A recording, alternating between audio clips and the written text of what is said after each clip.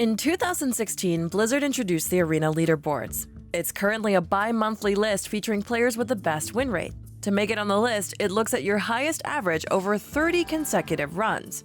Typically, a 7-win average will be enough to make the list. Unlike Standard, there isn't any monetary incentive for being at the top, but it does validate your skills in the format. Crypt, for example, made #1 3 times on the NA leaderboard.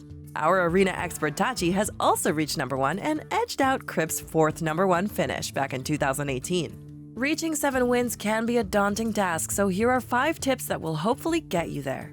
It's important before studying these tips to make sure that you have a basic understanding of the fundamentals of Arena. Players that understand the basics of tempo, value, and resource management will gain more from this video. Check out some of our other Arena videos for more information.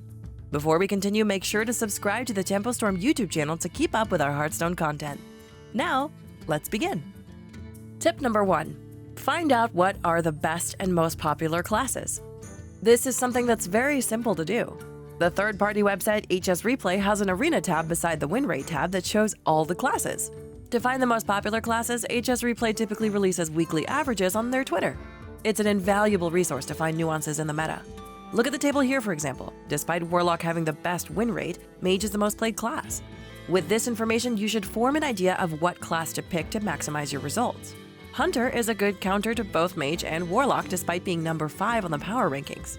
In Arena, even with rotating sets, classes generally behave the same way. Mage typically has a heavy deck with value generation and board clears. Warlock typically plays Zoo or is control-oriented. You can usually tell right away which archetype the Warlock is based on what he plays on turns 1 and 2. Skipping both turns means it's likely a heavier Warlock deck. Once you know the best classes, you should pick them first and identify how they're winning. In September, Mage had mostly been the top class in win rate and popularity. The top classes generally have easily identified win conditions. For Mage, the slower meta favored the class due to the sheer volume of value generation and her premium hero power. Before September, Rogue and Hunter were the top dogs, and they excelled in a faster meta. Tip number 2. In the beginning of a meta, play to learn, not to win. With every new meta, it's completely normal to see a drop in win rate.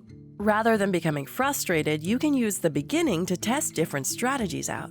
The most important meta detail to identify is the curve. In Arena, each meta has a slightly different curve. In the Rise of the Mech event, you often had to draft 6 2-drops to avoid losing to Mech Warper and Darnassus Aspirant.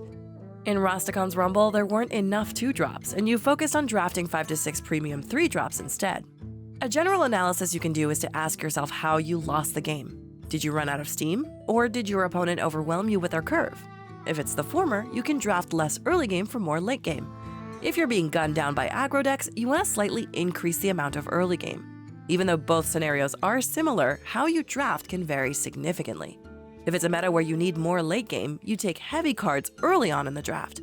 This is because there are way more small cards than late game cards. Now, if the meta's fast, this does not mean you're taking early game cards as early as possible. You simply put more emphasis on early game later on in the draft. Once again, you're still picky with early game early on in the draft due to the large volume of small cards in the entire pool. If you drafted too small early on, you might never see a heavier card toward the end of the draft. Tip number 3. Identify and master 3 classes that you do well with in the meta. To make the leaderboard, you have to play 30 runs. Mastering 3 classes means you'll see at least one of these classes in the majority of your runs. Now, you don't necessarily have to pick the top 3 classes seen on HS Replay. The important thing is being comfortable with the classes you play with. Some players are really good with Priest, while others are really good with Hunter.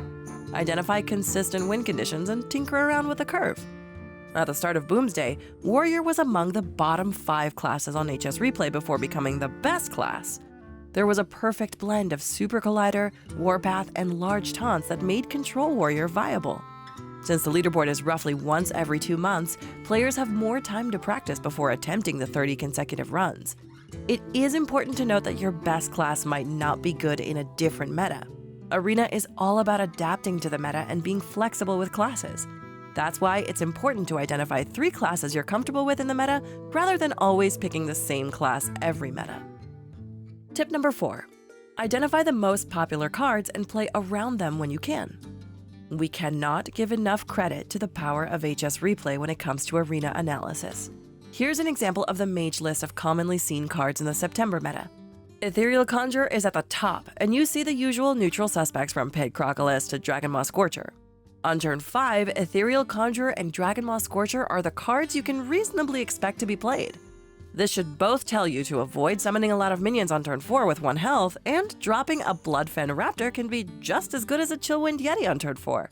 Sometimes you have to knowingly play into a Scorcher, but you can easily draft your deck to avoid having too many 1 health minions. This list also gives you an idea of what the mage ends up doing. They stall the game with annoying taunts and then overwhelm you with powerful board clears and card generation. Another interesting filter is organizing cards by deck win rate and crossing out legendary and epic cards. Here you can see the popularity of cards and get a bigger picture of their win conditions. Aside from Tiny Fin, you can see how Wrapped Golem and Pit Crocolisk both act as late-game minions to end the game with. Tip number 5. Be mindful of tilt. When players are frustrated, thanks to, say, losing to a puzzle box, we tend to play worse. It's a fact. The worst part about it is you might not even realize you're playing worse. Because of this, you're not actively learning about the meta, and you can end up making silly mistakes, such as an improper trade or drawing last. The best advice we can give you is to take a break. Go for a stretch, take a walk, or whatever you can divert your attention to.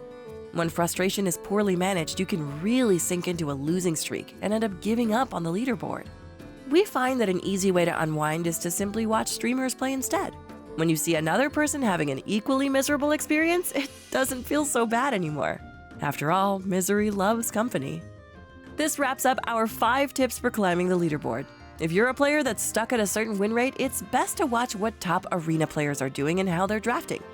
If you have trouble analyzing why you're losing or winning, visit the Arena HS subreddit where players help each other out by pointing out misplays and draft picks. If you have any tips or questions, comment below. And as always, like and subscribe for more quality Hearthstone content. See you all next time.